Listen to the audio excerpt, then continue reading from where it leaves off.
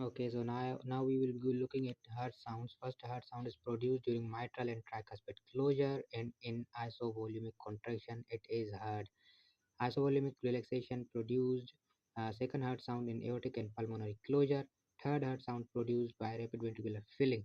Now, aorta mitral valve is mitral area is heard at a fourth intercostal space, and tricuspid is auscultated at fifth intercostal space, while aortic and pulmonary are heard at second intercostal spaces. So these are the sounds which are produced during heartbeat.